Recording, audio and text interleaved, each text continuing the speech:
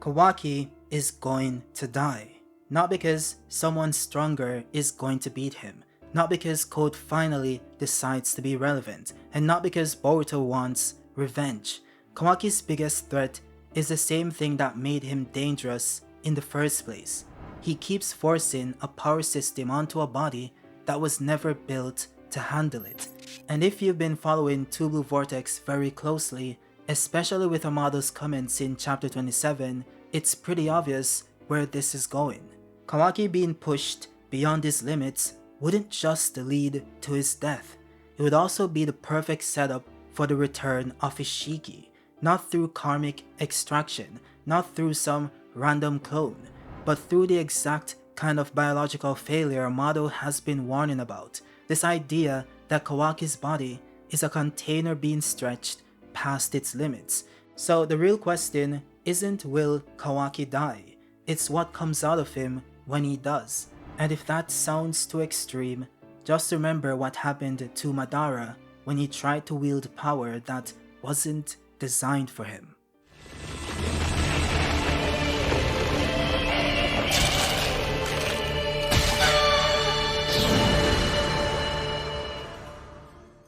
To put this into perspective, let's address Kawaki's mindset. One thing is very consistent.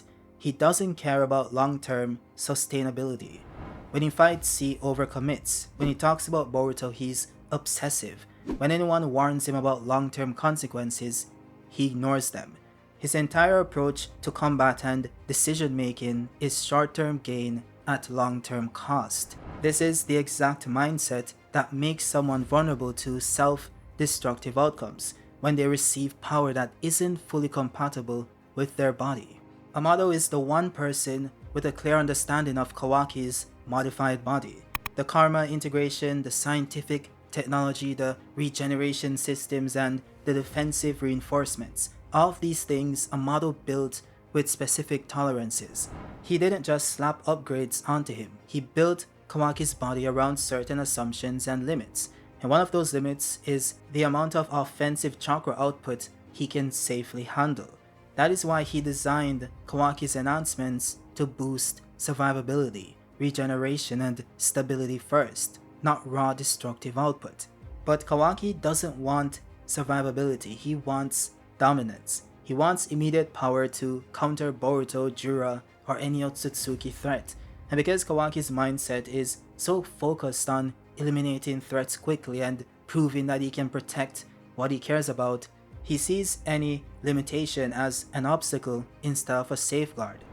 Now, with that in mind, the next obvious question would be, why can't Kawaki handle more power? Well, power in Naruto isn't simply add more chakra and you're stronger. Chakra is a balancing system between physical energy and spiritual energy. The pathways that conduct chakra can be trained and expanded, but they all have a ceiling. Kawaki's chakra system isn't natural. It's a hybrid of Otsutsuki biology and Amado's technological reinforcements. That gives him certain advantages like regeneration and compatibility with Otsutsuki level techniques, but it also gives him vulnerabilities. His pathways weren't developed naturally over years of growth and training. They were instead engineered quickly as a solution to his survivability problems. That means that while Kawaki can use large amounts of chakra and deploy advanced techniques, there is kind of a mismatch between his regeneration capacity and his ability to regulate extreme amounts of chakra. It's like having a body that can heal from gunshots instantly, but still having a heart that can't handle being overloaded. So in a sense, healing doesn't equate to endurance, and durability doesn't equate to regulation. Kawaki's system is excellent at recovering from injuries, but that doesn't mean it's capable of continuously processing high-intensity chakra flows. This distinction is very crucial because people often point to Kawaki's regeneration and say, he'll be fine. But the Naruto world's power system doesn't work that way. If the chakra pathway system gets overstressed, they rupture. If the body gets overloaded with foreign energy, the organs can fail. If the Otsutsuki coding in the karma reacts to an excess of power, it could go on to activate processes the user can't control. Amado knows all of this, which is why he warned Kawaki. The closest example of power overload I'll say in the Naruto original series is Madara Uchiha's final moments. When he took on more power than his body was designed to handle, his body failed him. The result wasn't because Madara was weak, but because the amount of power he acquired was incompatible with the structure of his body. Kawaki is positioned to repeat that pattern for similar reasons, a combination of greed for immediate power, biological incompatibility, and ignoring explicit warnings. This goes to what Amado said in chapter 27. His exact phrasing was that Kawaki's body might not withstand additional power, and could in essence self-destruct. Amado is not vague here. He doesn't say it's risky or there may be complications. He's being very direct about it, and knowing how tactical or precise Amado is with his language, it's unlikely he would exaggerate. This is a man who rarely dramatizes anything. When he says something or gives a warning, it's based on calculations. This then makes the panel in chapter 28 even more direct. Kawaki is now on the operating table. Amado has apparently agreed to give him more enhancements, and the manga deliberately places these two chapters back to back, almost as cause and effect. That's not the type of setup that has no consequences. It's not the type of sequence where you could argue that maybe Ikimoto is trying to tease us with a fake out. It reads more like a straight line being drawn between a choice Kawaki makes and a result that is being foreshadowed. With that said, there are many ways Kawaki's body could fail: chakra overload, karma, destabilization, and technological failure. Chakra overload is the simplest. If Kawaki's offensive capacity increases beyond what his system can regulate, the pathways can break, the organs can shut down, and the chakra network itself collapses. In this state, regeneration cannot save him. If the network that supplies chakra to the regeneration fails, then the regeneration system itself shuts off. This is a total system failure, not a loss of a limb or a wound that heals. Now, karma destabilization is more unique. Kawaki's karma is unusual because it's karma purely in the form of a weapon that was artificially reconstructed by Amado. His karma does function like a compressed set of data and transformations, but it doesn't behave identically to Boruto's. If Kawaki takes in too much external power that does not match with the karmic coding per se, it can trigger a reaction. This reaction could disrupt or override sections of his genetic structure, causing instability. And then when the karma destabilizes, the user doesn't just lose control, their body begins to collapse or mutate. This could lead to a situation similar to what happened with Madara as well. You have to remember that the karma backs up everything for the Otsutsuki, to the point that it has the ability to create duplicate personalities. That is the entire reason for the failsafe where the karma is erased from other vessels if one is chosen. So Kawaki having Ishiki's data means that he has everything needed to give birth to a new Ishiki, one that has his memories, his powers, and even his personality. So if this destabilization happens, which goes on to trigger the true purpose of the karma seal, it is entirely possible that Kawaki gets overwritten by Ishiki's essence, thus himself ceasing to exist. Now the third possibility is technological failure. Amado's modifications have limits. If Kawaki adds additional layers of power to a system that was engineered around certain thresholds, the internal tech might overload. A failure in this context would be like a reactor meltdown rather than a wound. The entire system fails at once. Kawaki's regenerative tech is not designed to handle self-caused internal breakdown. If the technology itself that powers this mechanic is the thing that fails, regeneration offers no solution. I mean, we have seen this before back in a chapter where he was first introduced. His body overloaded and started to emit steam moments before he collapsed in pain. So this isn't a theory, it's a fact. This can happen. And I know some people say Kawaki is now full Otsutsuki as stated by code, so he shouldn't have this problem anymore. And while this should be true, it really isn't. We know this since Kawaki clearly still has his cybernetic enhancements. That is what allows him to modify his body and shoot chakra blasts. That is what gives him enhanced healing and durability. In fact, Kawaki still had his cybernetic limiters up until just a few chapters ago, which means whatever Otsutsuki-fication his body underwent didn't overwrite those components. This is further backed up by the fact that Kawaki's eye itself is still a scientific ninja tool, which is why Amado is able to watch what he sees.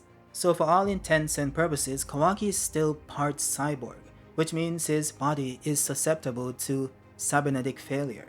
It can also be the case that these three failures aren't separate, they could cascade.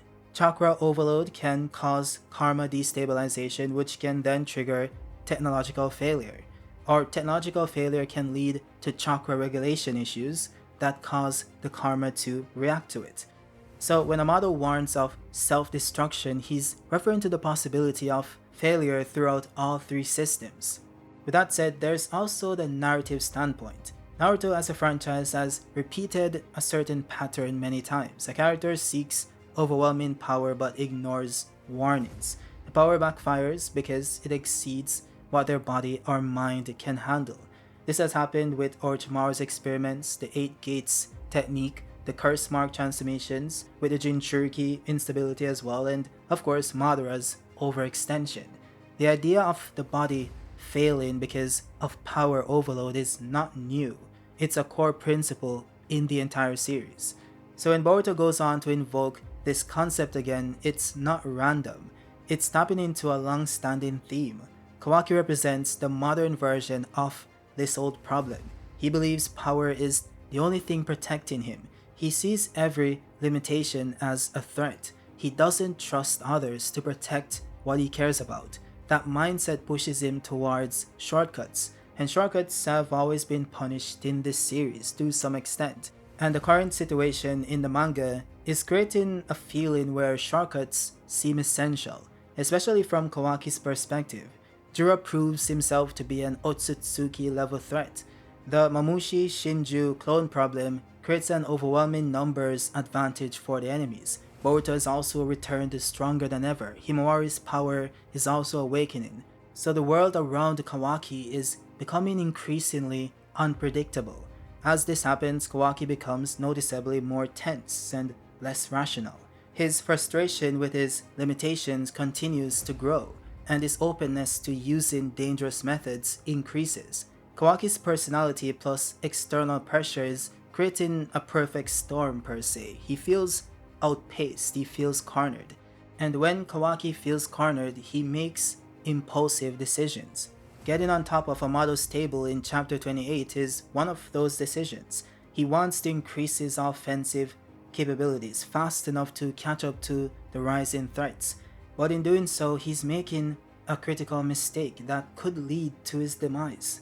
Now, this doesn't have to be the outcome. When a writer introduces a clear, direct limitation, the limit usually serves one of two purposes.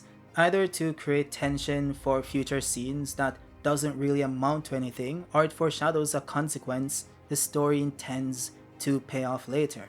In Kawaki's case, the warning itself immediately precedes him undergoing the thing that he was warned about. That does make the likelihood of foreshadowing extremely high. This of course could lead to Kawaki's death at some point in the story, and depending on when this happens, it could shape Himawari's trajectory. The past awakening that she experienced is tied to the concept of love and her need to protect the people around her. This would be especially true for someone like Kawaki. Whether she is under omnipotence or not, the reaction would likely be the same. She loves both of them and wants to protect them, which means his death could lead to a greater awakening.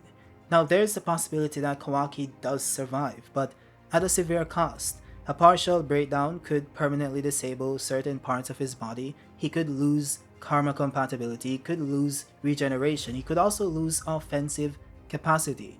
This is a softer outcome per se than death, but it's still heavily aligned with Amado's warning. Some have also argued that Kawaki's body is Otsutsuki because of karma, so he shouldn't have this problem. But the problem is that Kawaki doesn't have a fully functioning Otsutsuki physiology, so even if that was true, that wouldn't help him. His karma is a patchwork of Ishiki's remnants and Amado's modifications, so his condition has some vulnerabilities. He has parts of the Otsutsuki power layered onto non-Otsutsuki biology, which would explain why Amado is so cautious. So in a sense, Kawaki's body was engineered around specific power limits. Amado explicitly states that these limits cannot be crossed safely. Kawaki has chosen to ignore this because he wants the power to exterminate the current threats. So if the story follows through on this warning, Kawaki will die from an internal failure caused by pushing beyond his limits, and this could lead to the resurgence of Ishiki. But I guess we'll see. With that said, that's it for the video. If you guys liked it, drop a like. If you're new, subscribe. And also, if you guys want to learn more about Boruto's sword and why it has this immense potential, watch the video on screen.